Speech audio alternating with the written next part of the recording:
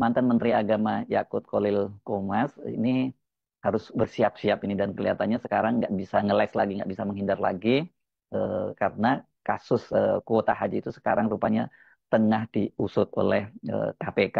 Jadi seperti dikatakan oleh PLT Deputi Penindakan Asep Guntur Rahayu, dia membenarkan bahwa sekarang ini KPK tengah melakukan penyelidikan terhadap dugaan korupsi berkaitan dengan kuota haji yang terjadi di era saat Yakut Khalil Qomas itu masih menjadi Menteri Agama. Kalau sekarang dia nggak bisa alasan lagi kalau dipanggil KPK ya, karena beberapa waktu yang lalu kan ketika dia masih menjabat Menteri Agama dan dibentuk pansus ini haji ini oleh Komisi 8, Yakul kan beralasan dia waktu itu mendapatkan tugas dari Presiden Jokowi untuk melakukan perjalanan atau safari ke sejumlah negara Eropa dan akhirnya sampai kemudian pansus itu mengakhiri masa kerjanya, dia belum pulang juga ke Indonesia. Makanya banyak yang menyebut pada waktu itu Yakut Khalil Qomas itu sengaja kabur menghindari panggilan dari pansus haji.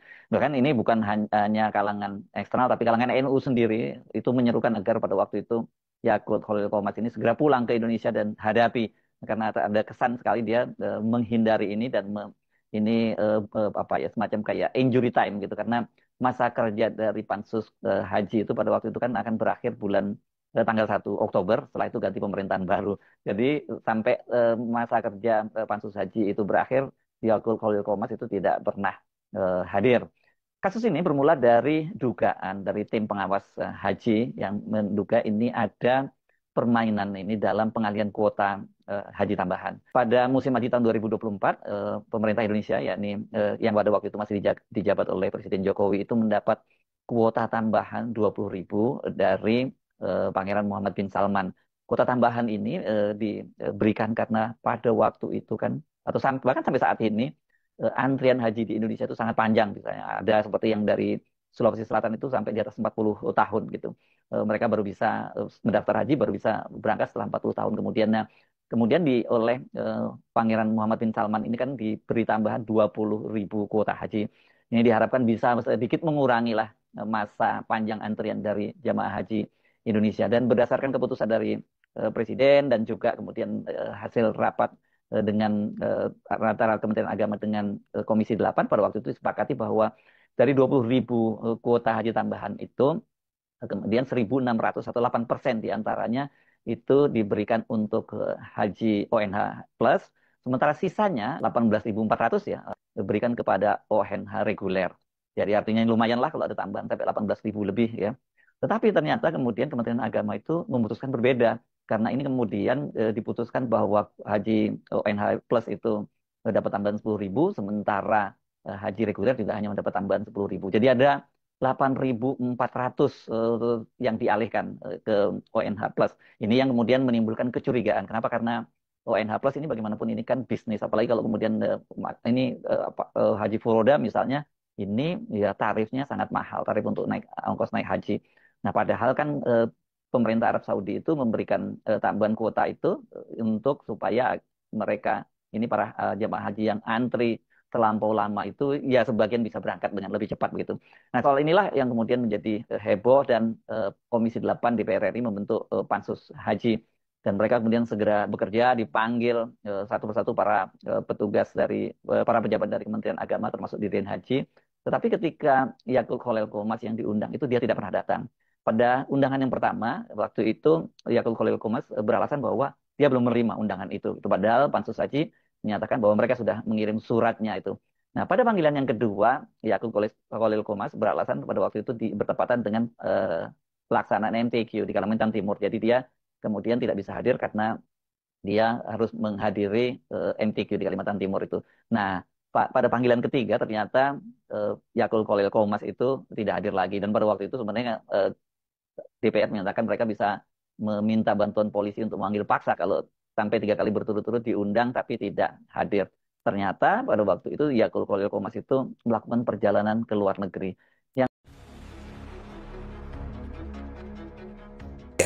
Sehingga lalu muncullah bagaimana menjadikan para pegawai KPK itu menjadi pegawai negeri gitu kan. Padahal awalnya KPK sebagai lembaga independen, lembaga yang kuat, lembaga sporpodi.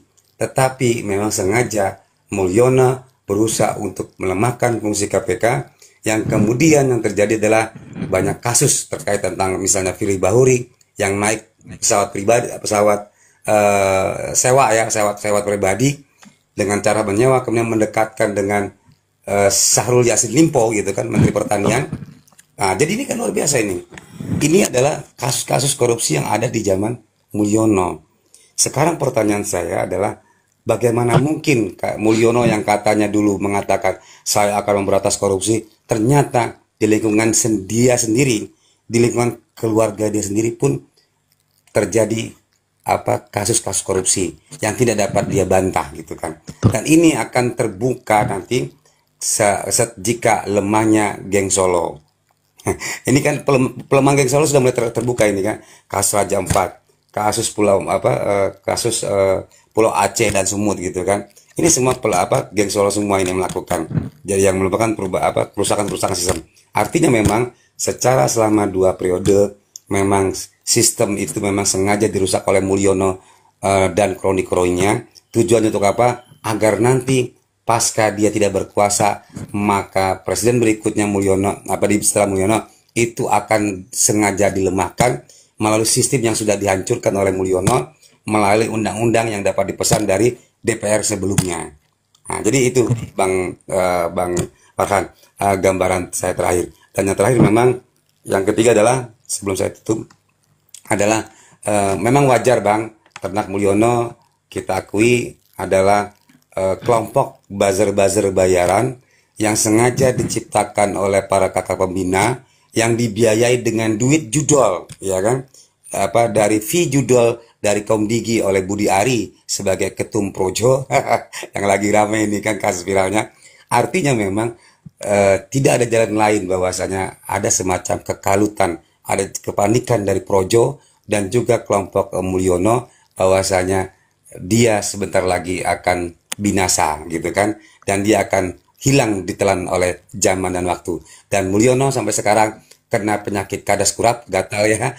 Itulah akibat dari karma dia ya kan, melakukan pembohongan publik selama 2 periode. Terima kasih, see you next time. Oke, terima kasih Bang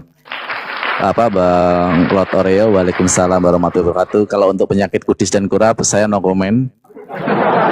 Ya, saya no comment sekali ya, karena ya saya sudah membuat kiriman ya, akan mengirim kalpanak ke tempat Pak Jokowi karena saya pernah ke rumahnya sebagai kecintaan saya terhadap Pak Jokowi sebagai sesama manusia ya, sebagai sesama manusia.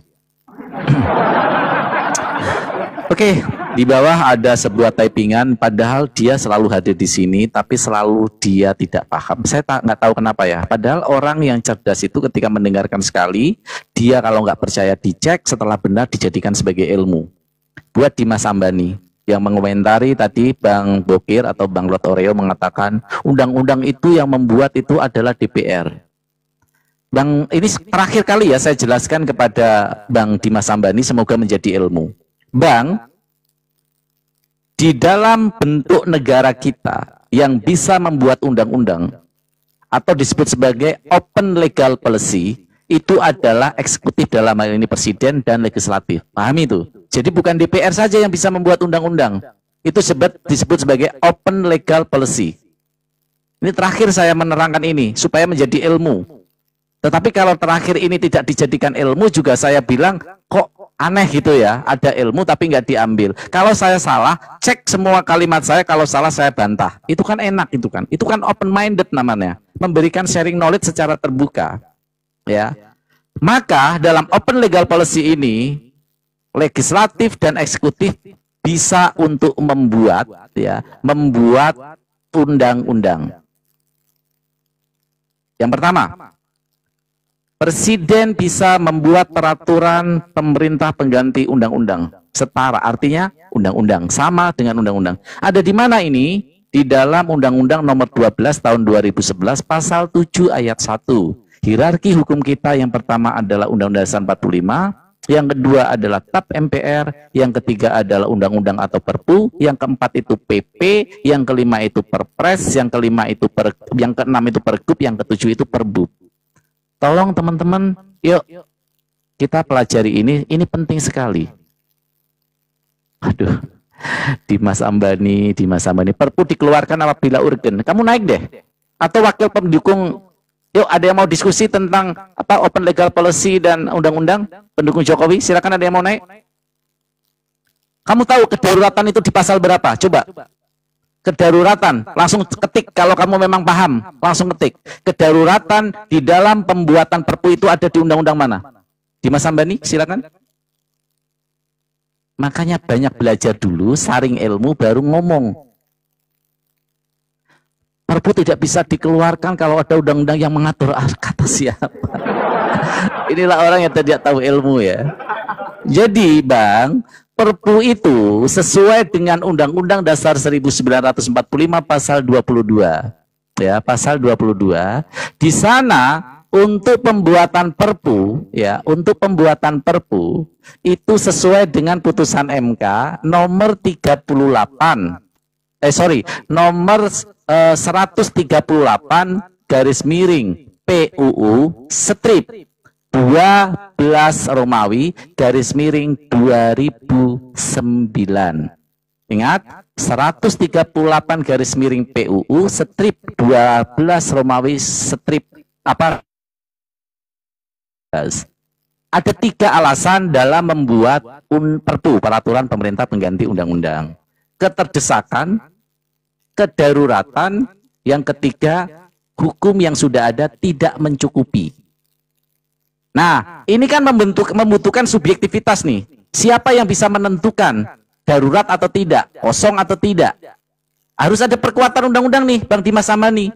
Maka dikeluarkanlah Undang-Undang Nomor 35 tahun 2019 pasal 1 ayat 4, di mana dalam hal kedaruratan, keterdesakan, kekosongan hukum, subjektivitas itu ada pada presiden. Jadi presiden punya hak mutlak. Maka kenapa Jokowi pernah melakukan perlawanan terhadap MK? Ini kurang ajarnya Jokowi. Kamu pikir Jokowi tidak pernah melakukan perlawanan terhadap MK? Hanya karena keterdesakan katanya, karena pikiran keterdesakan dia sendiri, dia membuat Perpu nomor 2 tahun 2022. Ya, teman-teman semuanya. Inilah yang membuat kenapa Jokowi mengeluarkan Perpu, karena apa? Karena faktor kepentingan subjektivitas dia membela oligarki. Jadi Bang Dimas Ambani kalau tidak tahu ya, jangan sok pinter. Apalagi nggak berani naik, cuman berani typing untuk menggiring opini. Kamu nggak laku menggiring opini di sini. Ya. Nah, disinilah yang terpenting teman-teman. Kenapa undang-undang itu yang paling memungkinkan, yang bertanggung jawab terbesar itu ada di tangan presiden. Karena dalam hal pembentukan undang-undang itu ada 5 tahapan yang terpenting. Pengajuan, pembahasan, persetujuan, pengesahan, dan pengundang-undangan. Ini semua ada di dalam Undang-Undang Nomor 12 Tahun 2011 pasal 16 sampai pasal 81 membahas tentang peraturan pembuatan perundang-undangan. Ya, dari kelima tahapan membuat undang-undang ini, 5 ini, DPR itu hanya punya 3 hak. Dia cuma berhak untuk mengajukan, dia membahas dan menyetujui. Tetapi dia tidak punya hak untuk mengesahkan dan mengundang-undangkan. Kalian lihat di dalam Undang-Undang Dasar 1945 pasal 22 ayat 4. Silakan cek teman-teman, kalau saya ngomong undang-undang sebisa mungkin dicatat dan dicek. Pengesahan undang-undang itu ada di tangan haknya presiden sesuai dengan Undang Dasar 1945 pasal 22 ayat 4. Paham ya teman-teman ya? Dan yang terpenting ini, di dalam Undang-Undang Dasar 1945 pasal 20 ayat 3, dalam hal rancangan undang-undang diajukan, maka harus mendapatkan persetujuan DPR dan presiden. Jadi kalau DPR mau membuat undang-undang, presidennya cinta terhadap rakyat, undang-undang itu merugikan rakyat, presiden bisa menolak. Presiden bisa menolak. Ini hebatnya. Presiden Indonesia kekuatannya lebih hebat daripada Presiden Amerika. Presiden Amerika keputusannya bisa diveto oleh DPR, oleh parlemennya, oleh senatnya, tetapi di Indonesia lebih lucunya, keputusan DPR bisa diveto oleh presiden. Ini hebatnya presiden Indonesia yang sistem presidensil mempunyai hak prerogatif yang begitu kuat. Waduh, Gibranesia sok. Teman-teman, ada yang sok. Bunda, bisa ini Bunda, bisa ayah minta tolong untuk membuktikan orang yang sok kemarin maki-maki ayah. Tolong buka Undang-Undang Dasar 1945 pasal 20 ayat 4. Pengesahan undang-undang itu ada di tangan presiden. Bisa dibantu Bunda, open cam Bunda. Kita buka ya. Orang-orang pendukung Jokowi ini biar tahu ilmu, bukan tahu hanya berdasarkan fanatik buta ya. Silakan cek teman-teman. Yuk kita buktikan ya. Ini bukan di Google tetapi ini di undang-undang langsung. Bunda bisa minta bantuan ayah Bun. Undang-Undang Dasar 1945. Akun ini nggak bisa open cam, tapi saya bacakan aja ya. Ya, silakan bacakan. 520, 530 mata memandang, masing-masing punya HP. Yuk kita buka pasal 20 ayat 4 Undang-Undang Dasar Negara Republik Indonesia tahun 45. Di sana dinyatakan bahwa presiden mengesahkan rancangan undang-undang dalam kurung RUU yang telah disetujui bersama untuk menjadi undang-undang dalam kurung UU. Itu ya, yang pertama.